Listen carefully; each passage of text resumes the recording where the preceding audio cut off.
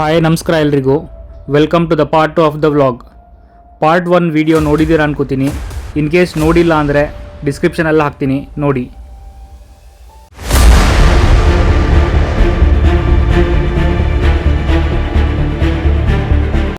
Finally Japan Airlines take off ಆಗಿದೆ.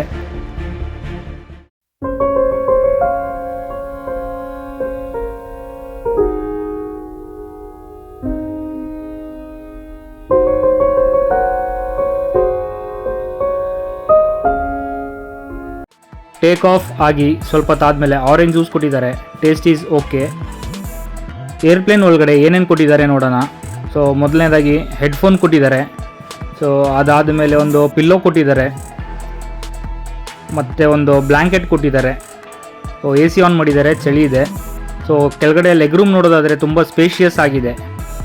Height ಇರೋರು ಆರಾಮಾಗಿ ಕಂಫರ್ಟೇಬಲ್ ಆಗಿ ಕೂತ್ಕೋಬೋದು.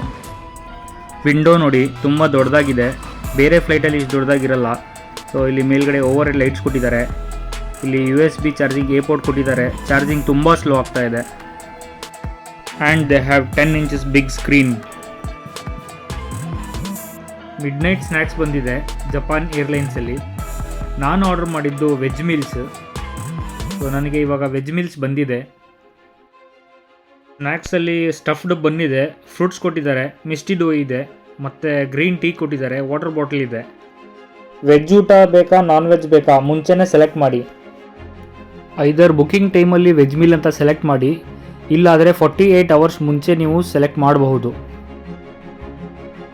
ಮಿಡ್ ನೈಟ್ ಸ್ನ್ಯಾಕ್ಸ್ದು ಟೇಸ್ಟ್ ತುಂಬ ಚೆನ್ನಾಗಿತ್ತು.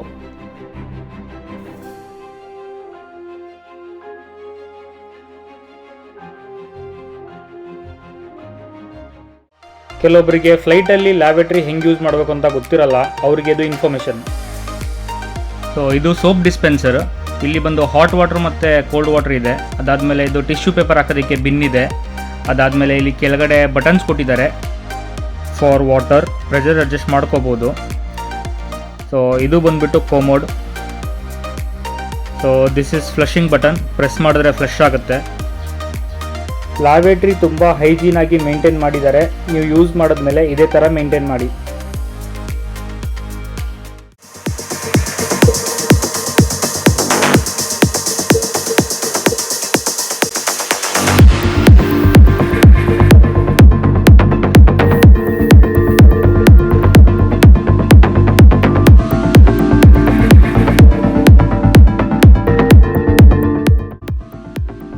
ಇವಾಗ ಬ್ರೇಕ್ಫಾಸ್ಟ್ ತಗೊಬಂದು ಕೊಟ್ಟಿದ್ದಾರೆ. ಇದು ಹಾಲು, ಸಕ್ಕರೆ, ಕಾಫಿಗೆ.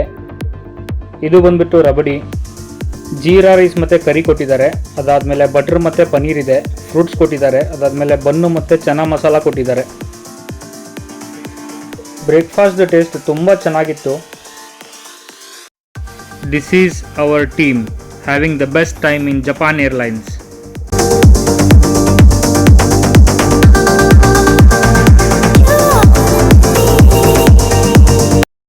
This is Tokyo.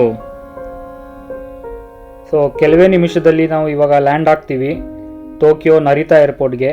ಸೊ ಅಲ್ಲಿಂದ ನಾವು ನಗೋಯಾ ಏರ್ಪೋರ್ಟ್ಗೆ ಹೋಗಬೇಕು. ಲ್ಯಾಂಡ್ ಆದಮೇಲೆ ಇಮ್ಮಿಗ್ರೇಷನ್ ಚೆಕ್ ಇರುತ್ತೆ. ಸೊ ಅದಕ್ಕೆ ಏನೇನು ಪ್ರೊಸೀಜರ್ ಅಂತ ನೆಕ್ಸ್ಟ್ ವೀಡಿಯೋದಲ್ಲಿ ತಿಳಿಸ್ತೀನಿ. Stay tune for the next video.